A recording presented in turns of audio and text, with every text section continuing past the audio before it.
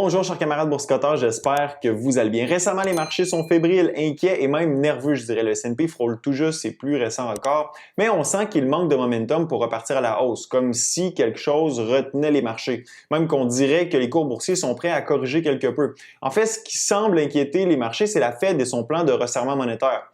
Pourquoi et quel pourrait être l'impact de tout ça? Je vous l'explique. En fait, tout le monde est sur les dents de peur que la Fed fasse réellement une erreur de politique monétaire. L'erreur que la Fed pourrait commettre, vous la connaissez, c'est de tarder à réagir à une inflation qui ne semble pas ralentir. L'inflation est à des niveaux records depuis les années 90 à 6,2 %. Et même la mesure préférée par la Fed, le PCE, ou Personal Consumption Expenditure, vient de battre un record vieux de 1990. Pour plusieurs, cette tendance à la hausse ne semble pas prête à s'arrêter. Sans compter que la mesure de l'inflation officielle est fort probablement sous-estimée, comme je l'ai déjà expliqué dans une vidéo précédente. Simplement du côté des loyers, on voit qu'il y a une déconnexion entre la réalité sur le terrain et les données officielles. En plus de nouveaux risques qu'on pensait derrière nous, se sont pointés le nez dernièrement. L'éléphant dans la pièce est sans aucun doute le spectre de la COVID qui veut réapparaître. Avec l'hiver qui arrive, les cas recommencent à augmenter progressivement et de nouveaux variants font leur apparition. Le Royaume-Uni vient même d'annoncer de nouvelles interdictions de voyage sur plusieurs pays d'Afrique en raison des nouvelles mutations du pathogène. Même si la situation est sous contrôle en Amérique du Nord, des pays comme l'Allemagne en arrachent. Toutefois, le réel risque touche la Chine qui, contrairement aux pays occidentaux, a adopté une politique COVID-0, ce qui veut dire que le moindre cas doit être mis en isolement et que les entrées et sorties du pays sont extrêmement surveillées. La Chine impose maintenant des quarantaines obligatoires aux équipages des bateaux qui reviennent, ce qui retarde les changements d'équipage et l'envoi de nouveaux chargements vers les États-Unis.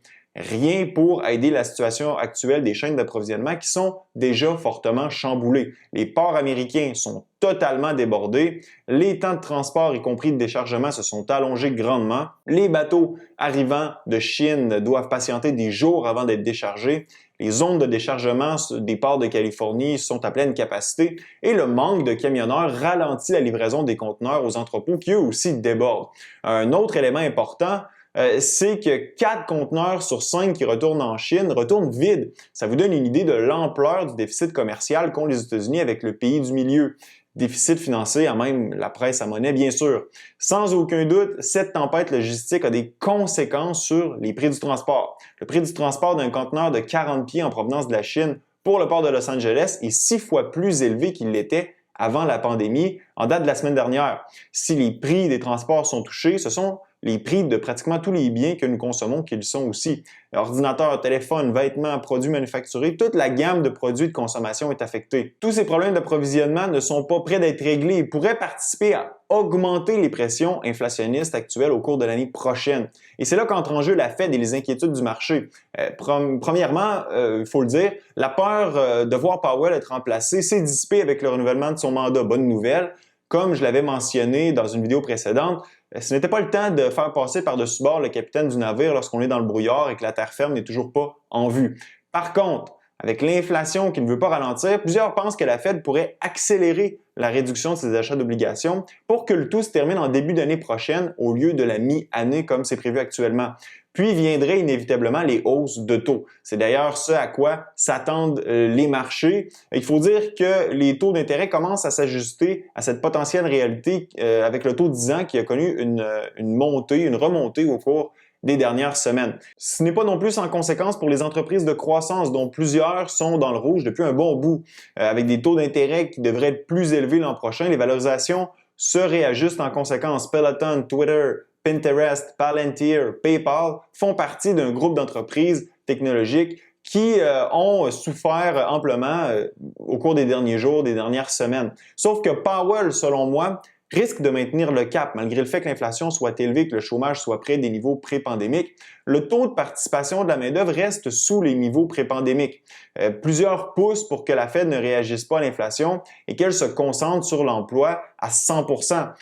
Un espèce de Paul Volcker inversé. On se rappellera que Paul Volcker, le président de la Fed au début des années 80, a connu le succès en combattant l'inflation galopante par de massives hausses de taux d'intérêt. Une chose qui serait impensable aujourd'hui. Donc, la Fed préfère maintenir son discours d'inflation transitoire en continuant de soutenir les marchés par de bas taux d'intérêt parce qu'elle est consciente de l'impact qu'une hausse de taux aurait sur la bourse, l'économie et l'emploi. Même si dans les plus récentes minutes de la dernière rencontre du FOMC, la Fed nous dit qu'elle serait prête à agir si l'inflation devient trop importante, imaginez la réaction que ça aurait sur les marchés. D'une part, la Fed se retrouverait en pleine crise de crédibilité parce qu'elle avouerait avoir perdu le contrôle de l'inflation. Et d'une autre, la hausse plus rapide qu'anticipée ferait plonger les marchés au minimum en territoire de correction. Pour ce qui est des prochaines semaines, un rallye de fin d'année n'est pas impossible, mais le spectre des hausses de taux refroidira rapidement les investisseurs si l'inflation perdure à des niveaux élevés en 2022. Compte tenu de l'incertitude actuelle et du niveau sensiblement élevé de cupidité dans les marchés, je préfère être attentif à ce qui va se passer et profiter de potentielles opportunités si elles se présentent. En terminant, laissez-moi savoir dans la zone de commentaires si vous pensez que les taux d'intérêt seront relevés plus rapidement qu'anticipé aux États-Unis. Ce fut un plaisir d'être avec vous. À la prochaine.